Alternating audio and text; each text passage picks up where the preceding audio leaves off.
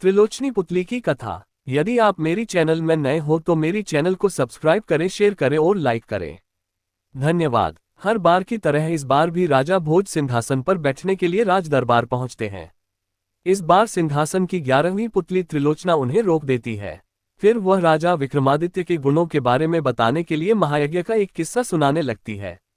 एक बार राजा विक्रमादित्य ने राज्य की खुशहाली के लिए महायज्ञ करने की घोषणा की।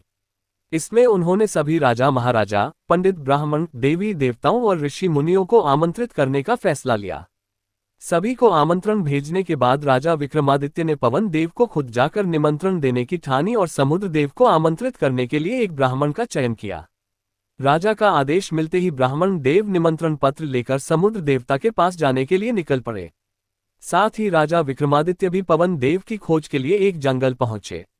यहाँ उन्होंने कुछ दिनों तक ध्यान लगाया ताकि उन्हें पवन देव के बारे में कुछ जानकारी मिल सके।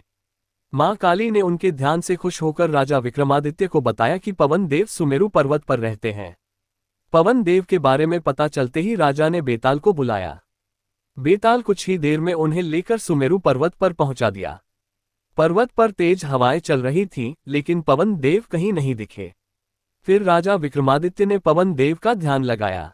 उनकी साधना से खुश होकर पवन देव वहां प्रकट हुए और कहा, हे राजन, बताओ मुझे क्यों याद किया। जवाब देते हुए महाराज ने कहा, हे देव, मेरी इच्छा है कि आप मेरे राज्य में होने वाले महायज्ञ में आएं। यज्ञ का निमंत्रण देने के लिए ही मैंने आपका ध्यान किया था। राजा विक्रमादित्य की बातें सुनने के बाद पवन देव ने मुस्कुराते हुए कहा कि वह यज्ञ में नहीं आ सकते। राज्य में उनके आने से भयंकर तूफान आएगा, जिससे सब कुछ तबाह हो सकता है। पवन देव ने विक्रमादित्य को समझाते हुए कहा कि वो संसार के हर कोने में मौजूद हैं। उनके यज्ञ में भी वो उपस्थित रहेंगे, लेकिन अप्रत्यक्ष रूप से। पवन देव ने इतना कहने के बाद राजा विक्रमादित्य को आशीर्वाद दिया कि उनके राज्य में कभी सूखा और अकाल नहीं पड़ेगा। साथ ही इच्छाओं को पूरा करने वाली एक कामधेनु गाय भी उन्हें दी और वहां से चले गए। उसके बाद राजा भी बेताल की मदद से राज्य वापस आ गए। इधर राजा पवन देव से मिलकर लौट आए। उधर समुद्र देवता से मिलने के लिए ब्राह्मण कई मुसीबतों का सामना कर रहे थे।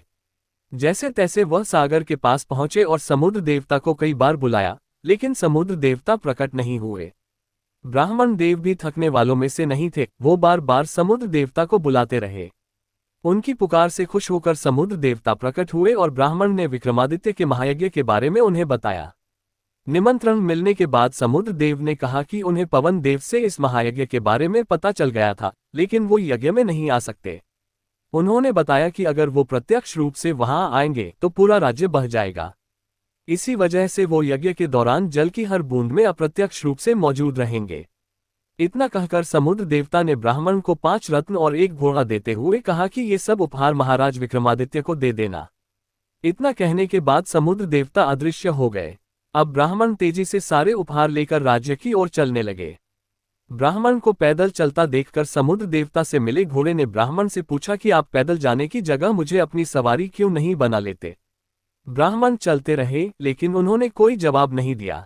इस पर घोड़े ने उन्हें समझाया कि वह राजा के दूत है, इसलिए उपहार का इस्तेमाल कर सकते हैं। ये सुनकर ब्राह्मण घोड़े पर बैठे और कुछ ही देर में राजमहल पहुंच गए। राज दरबार पहुंचते ही ब्राह्मण ने सारी बातें महाराज विक्रमादित्य को बताई। साथ ही समुद्र देवता द्वारा दिए गए उपहार भी उनको दे दिए। राजा ने खुश होकर कहा कि आपने अपना काम बहुत अच्छे से किया है, इसलिए इन सभी भेंट को आप रख लें। ब्राह्मण घोड़ा और रत्न लेकर खुशी खुशी अपने घर को लौट गए। इस कहानी को सुनाने के बाद 11वीं पुतली सिंहासन से उड़ गई। कहानी से सीख, कोशिश करने से हर काम पूरा हो जाता है। राजा विक्रमादित्य ने भी अंतिम समय तक कोशिश नहीं छोड़ी और आखिरकार पवन देव को उनके सामने आना ही पड़ा।